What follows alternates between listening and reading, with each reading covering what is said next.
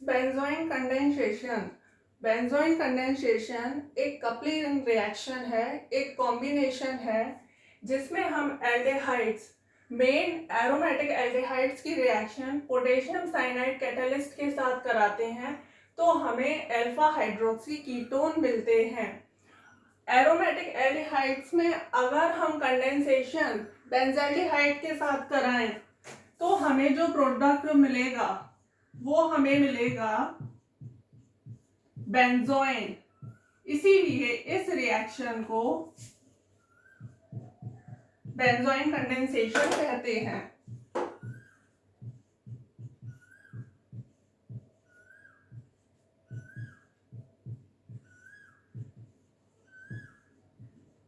इस प्रोडक्ट का नाम है बेंजोइन और बेंजाल्डिहाइड एक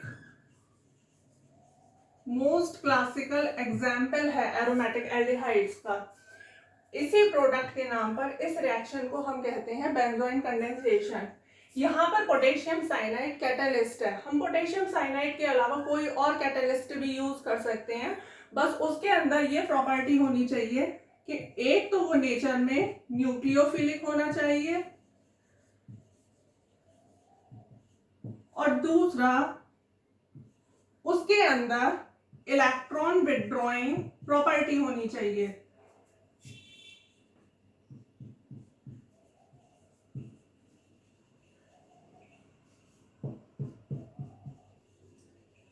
इलेक्ट्रॉन विथड्रॉइंग नेचर होनी चाहिए। इलेक्ट्रॉन विथड्रॉइंग नेचर की वजह से जब ये रिएक्शन होती है तो जो हमें इंटरमीडिएट मिलता है वो रेजोनेंस स्टेबलाइज्ड होगा। अब देखते हैं कि इस रिएक्शन की मैकेनिज्म कैसे होगी।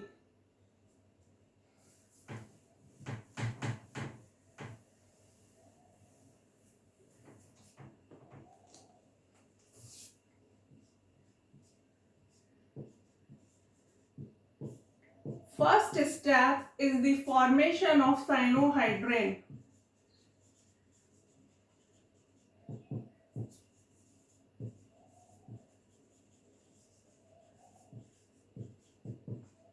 इस स्टेप में जो हमारे ये कैटालिस्ट है potassium cyanide,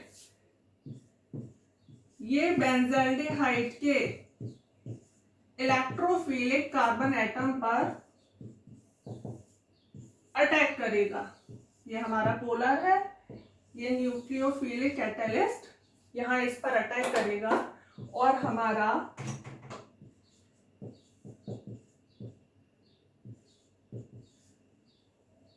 hydrogen and cyanide. अगली स्टेप में जो हमारा रिएक्शन में सॉल्वेंट है जो कि प्रोटिक है, प्रोटॉन देगा, तो इस इंटरमीडिएट का प्रोटोनेशन हो जाएगा। ये यहां से हाइड्रोजन इस तरफ ट्रांसफर होगा और जो हमारा कंपाउंड बनेगा वो होगा साइनोहाइड्रिन।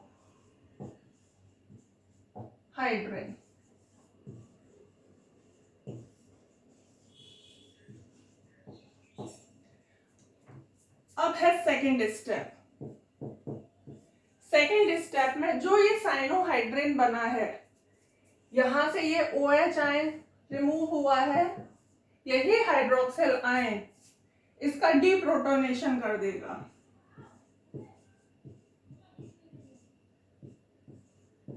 अब हम इसको इस तरीके से बना देते हैं और ये जो हाइड्रोक्सिल आयन है यहां से प्रोटॉन लेगा और वाटर मॉलिक्यूल एलिमिनेट हो जाएगा और ये हमारा बन जाएगा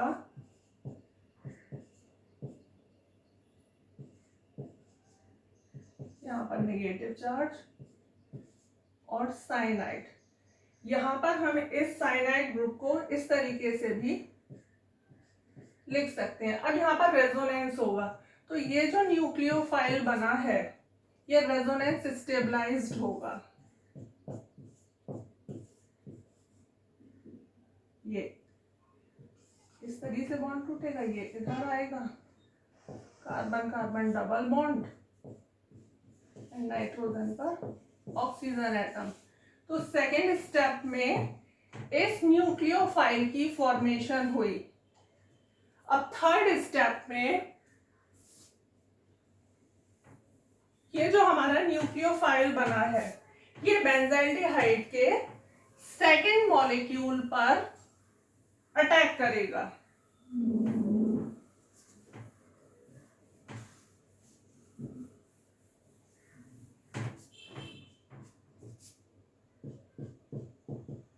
थर्ड स्टेप में होगा फॉर्मेशन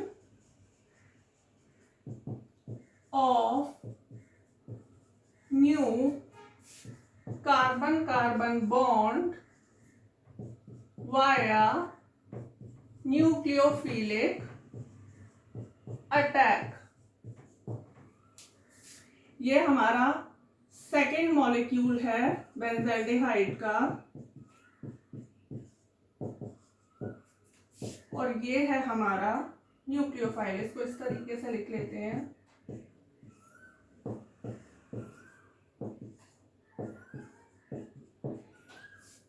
यहाँ बेंजाल्डिहाइड में हमारा कार्बन एटम इलेक्ट्रोफिलिक है तो ये न्यूक्लियोफाइल इस पर अटैक करेगा और हमारा यहाँ पर new carbon carbon bond formation हो गया।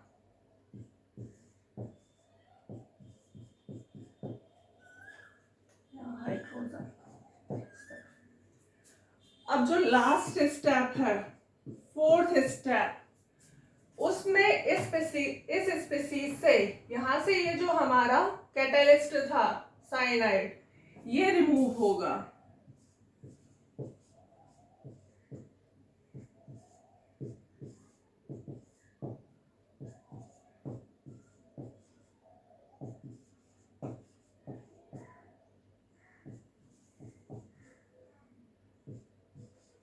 इसका रिमूवल यहाँ पर प्रोटॉन ट्रांसफर फैसिलिटेट करेगा।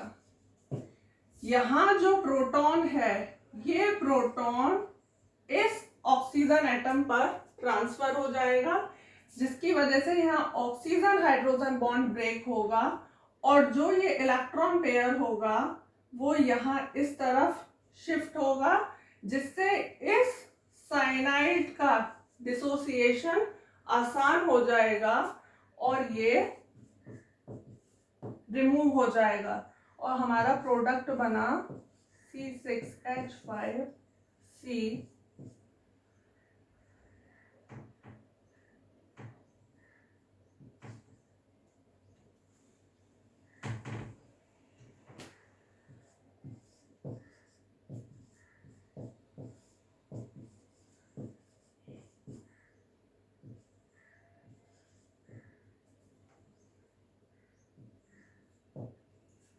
कंपाउंड का नाम बेंजोइन। बेंजोइन कंडेंसेशन हम डिफरेंट एल्डिहाइड्स के बीच में भी करा सकते हैं, बस इसमें जो एल्डिहाइड ज्यादा रिएक्टिव होगा उसे हम वो हमें न्यूक्लियोफाइल फॉर्मेशन करेगा।